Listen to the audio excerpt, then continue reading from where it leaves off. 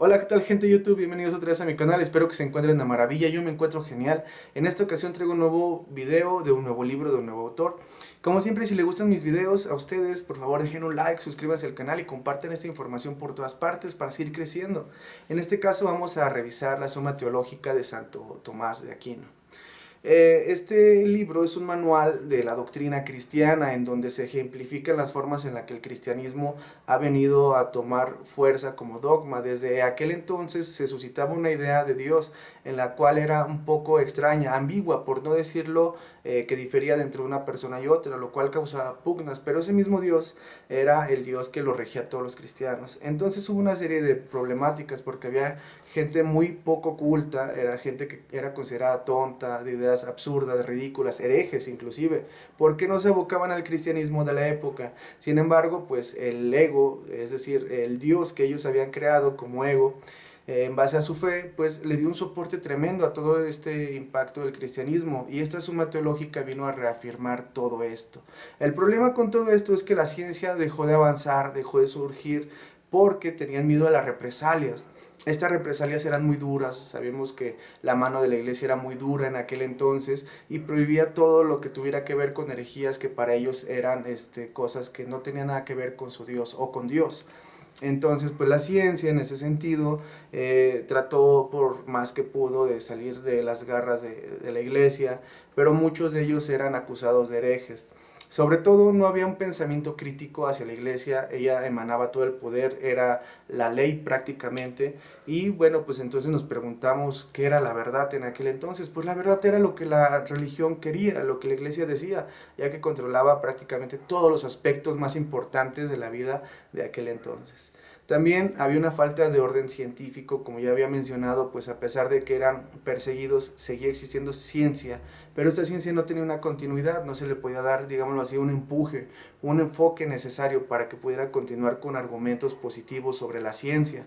Esto se demostró bastante porque pues esa época se veía un poco oscura, ya se veían muchas divisiones, muchas personas eran acusados de herejes, había mucha locura, muchas guerras, mucha pugna para poder unificarlos bajo un mismo sistema o una misma doctrina. Sin embargo, esta suma teológica, pues lo que vino a decir es que los cristianos tenían una moral diferente, que no tendría que diferir de entre un cristiano y otro, pero sí que tendría que diferir de entre los que eran creyentes y no lo eran.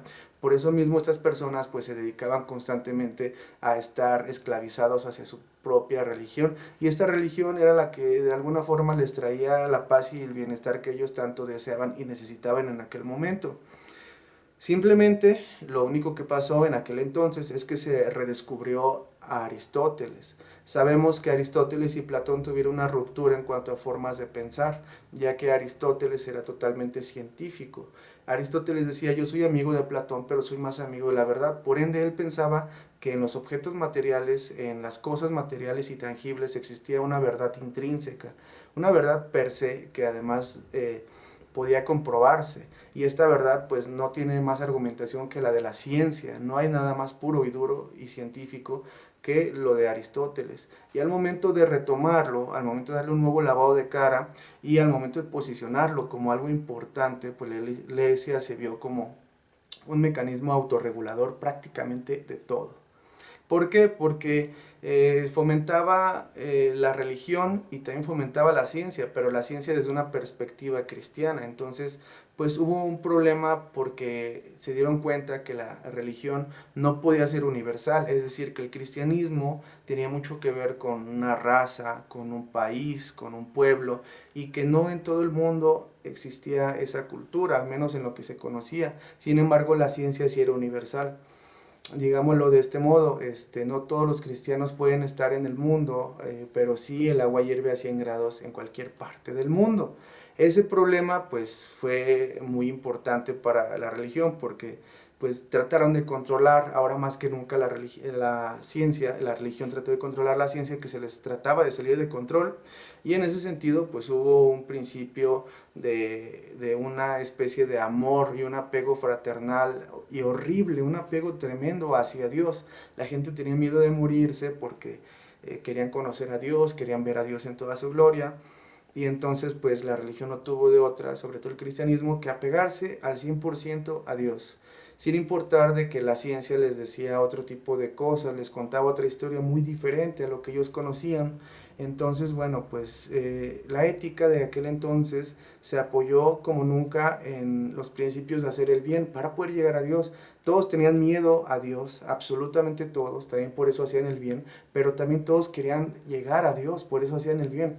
Entonces había una doble moral, había una especie de dualidad, pero enfocada al mismo eje. Sin embargo, nunca se pudo hacer como tal de la religión cristiana una ciencia porque está basada en creencias y en conocimientos que, si bien pueden tener cierta similitud con la ciencia, no se pueden demostrar al 100%. Entonces, Tomás de Aquino lo que trató fue de mezclar todas estas emociones de las personas, tanto científicas, despertar ese carácter científico en las personas, pero también despertar y mantener ese gusto por la religión, por el amor a Dios, por el amor al prójimo, la ética, los valores, la razón, esas cosas que pululan en las personas y que por ende nos hacen mejores, pero que sin embargo en el momento tal en el que tú eres obligado a tener ciertas creencias, pues por supuesto que vas a tener también miles de dudas, temores, miedos, inseguridades, y esto también causa una falta de identidad y de presencia hacia ti. Es decir, tú puedes tener a Dios en tu vida, pero te faltas tú como persona. Era lo que la ciencia quería evitar. La ciencia decía pues que podemos tener un mundo hermoso, un paraíso maravilloso, que no es necesario esperar hasta el otro mundo, pero Tomás de Aquino en cada una de sus páginas se esfuerza para decir, hay que ser buenas personas para llegar a un lugar mejor, tenemos buena ética porque somos cristianos y venimos de una dependencia y de una correlación con Dios, que es un enfoque directo hacia lo que nosotros queremos enseñarles y demostrarles a ustedes como cristianos, para eliminar el paganismo, las herejías, la falta de respeto hacia Dios y aumentar el poder y las creencias en la iglesia y en todos estos ritos cristianos, los cuales también a su vez pues generaron muchas pugnas, mucho impacto negativo hacia la sociedad de aquel entonces. Hubo una pérdida tremenda de muchos descubrimientos por miedos y temores, sobre todo el miedo era lo que imperaba en aquella época. Pues bien, esto ha sido todo de mi parte, espero que les haya gustado el libro. Si es así, por favor dejen un like, suscríbanse y compartan esta información para seguir creciendo en el canal. Muchísimas gracias por haber escuchado este video. Yo me despido como siempre deseándoles lo mejor y diciéndoles hasta luego.